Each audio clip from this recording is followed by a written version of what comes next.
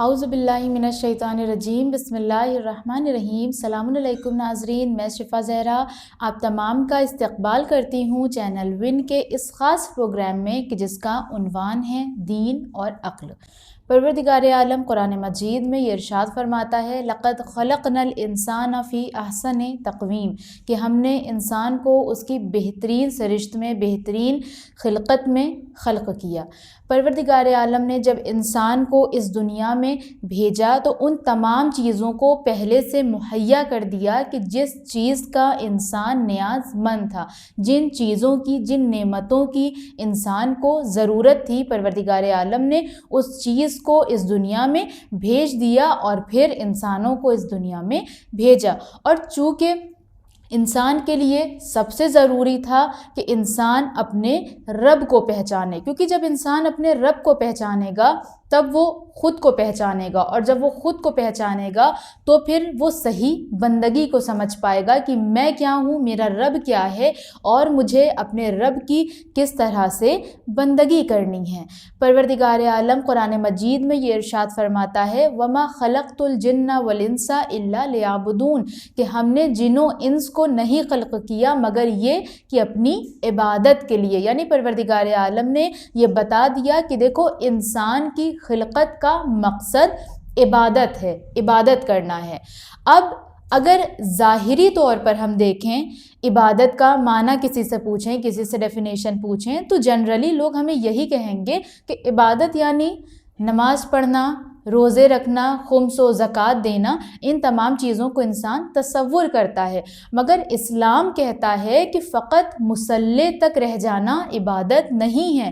فقط رمضان میں روزے رکھ لینا عبادت نہیں ہے، بلکہ ہر وہ چیز جو رضائے الہی کے لیے کیا جائے وہ عبادت ہے۔ اور اس چیز کو ہم کیسے سمجھیں گے؟ جب ہم تعقل کریں گے، جب ہم غور و فکر کریں گے، جب ہماری تھنکنگ ایک درست راہ پر چلنے لگے گی، تب ہم سمجھ پائیں گے کہ ہمیں کب اور کس طرح سے عبادت کرنی ہے۔ جب تک ہمیں ڈیفرنسز سمجھ میں نہیں آئیں گے کہ کیا فرق ہے، کب ہمیں عبادت کرنی ہے اور کب ہمیں عبادت نہیں کرنی ہے، تب تک ہم نہیں سمجھ سکتے کہ ہم اس دنیا میں کس پرپس کے تحت بھیجے گئے ہیں۔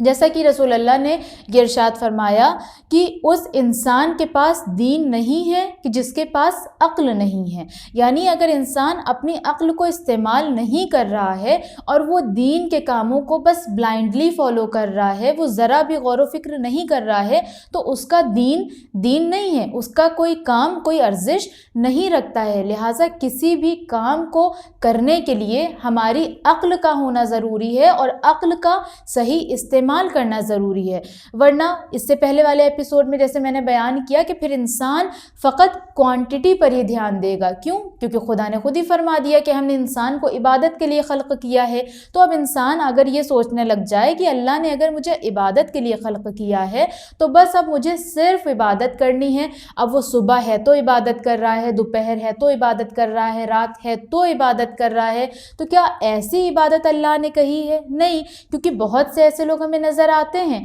کہ جو مستقل آپ کو مصلی پر دکھیں گے، کبھی قرآن پڑھتے ہوئے ملیں گے، کبھی مسجد میں بیٹھے ہوئے ملیں گے، یعنی انہیں کسی اور معاملے میں کوئی فکر نہیں رہتی، وہ صرف اور صرف خدا کی عبادت کرتے ہیں۔ تو کیا ایسی عبادت اسلام ہم سے چاہتا ہے؟ ہرگز نہیں، بلکہ اللہ نے تو ہر اس کام کو عبادت بنا دیا ہے کہ جو رضائے الہی کے لیے کیا جائے۔ نماز روزے کا اپنا وقت ہے، لیکن اس کے علاوہ پروردگار عالم نے خدمت خلق کو اتنی عظیم عبادت بتایا ہے کہ جو عبادتیں اس نے خود سے منسوب کری ہیں اس سے بھی برتر بتایا پروردگار عالم نے کہ خدمت خلق کیا جائے۔ یہاں تک کہ اگر راستے سے انسان ایک پتھر بھی اٹھا دے کہ تاکہ دوسرے لوگوں کو اذیت نہ ہو، کوئی گر نہ جائے، تو وہ بھی ہماری عبادت میں شمار ہوتا ہے۔ کسی کو دیکھ کر ہم نے اسمائل کر دیا، مسکرا دیا، اس کا دل خوش ہو گیا، کسی کے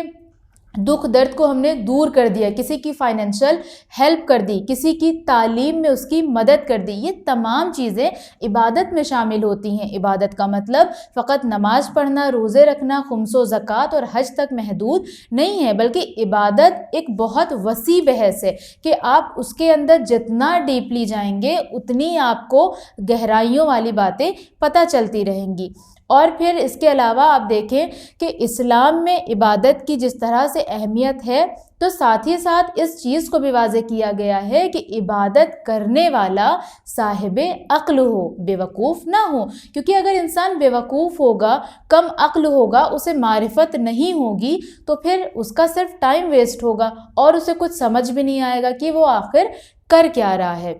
اور سب سے بڑی بات یہ کہ انسان کو اس بات کا شعور ہو کہ جس طرح سے کہ اللہ نے انسان کے اوپر نماز واجب کی ہیں یا دیگر عبادات واجب کی ہیں، تو انسان کو یہ شعور ہو کہ کس وقت ان عبادتوں کا انجام دینا واجب ہے اور کس وقت انجام نہ دینا واجب ہے، کیونکہ یہی ایک تھن لائن ہے کہ جس کو بہت سے لوگ مس کر جاتے ہیں یا مس انڈرسٹینڈ ہو جاتے ہیں کہ نہیں ایسے ہوگا، بلکہ جب آپ حقیقی اسلام کو پڑھیں گے تو آپ کو سمجھ آئے گا کہ اسلام اصل میں ہم سے کیا چاہتا ہے، اسلام کا مقصد کیا ہے اور ہم نے اسلام کو کیا سمجھا ہوا ہے۔ ایک بہت چھوٹی سی مثال آپ کے سامنے پیش کرنا چاہوں گی۔ ایک عالم دین ایک کسی جلسے میں انوائٹ کیے گئے کسی تقریر وغیرہ کے لیے، اور جب جلسہ ختم ہوا، نماز کا وقت ہوا، تو اس وقت آپ وضو کرنے کے لیے گئے۔ آپ جس وقت وضو کر رہے تھے تو ایک بہت بزرگ شخص آپ کے پیچھے ٹاول لے کر کھڑے ہوئے تھے۔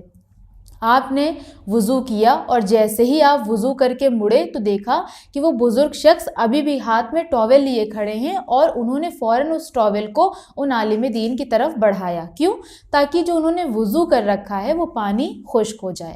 اب آپ پہلے آئیے روایت کی طرف۔ بہت ساری آپ کو روایت ملیں گی کہ جس میں یہ تاکید کی گئی ہے کہ بہتر یہ ہے، مستحب یہ ہے کہ جب ہم وضو کریں تو وضو کا جو پانی ہے وہ خود سے خشک ہو جائے، اور اگر وہ آٹومیٹک خشک ہو جاتا ہے تو اس میں بھی ہمیں بہت زیادہ ثواب ملتا ہے۔ امام جعفر صادق علیہ السلام سے بھی بہت ساری روایت ہیں، اور موسٹلی لوگ اس کو فالو کرتے ہیں کہ وضو کر کے اس کے پانی کو خشک نہیں کرتے، لیکن یہ ایک مستحب عمل ہے۔ اب آپ دیکھیں یہاں پر اب یہ جو عالم دین ہیں اور سامنے جو اتنے بزرگ شخص کھڑے ہیں جو ان کو ٹاول دے رہے ہیں، ظاہر ہے جو ٹاول دے رہے ہیں انہیں پتہ نہیں ہے اس بات کا، اگر انہیں علم ہوتا تو وہ ٹاول پیش نہ کرتے۔ اب جب انہوں نے ٹاول دیا تو وہ جو عالم دین تھے انہوں نے ٹاول لیا، اور صرف لیا نہیں بلکہ ان کے ہی سامنے انہوں نے اپنے وضو کے پانی کو خشک کر لیا۔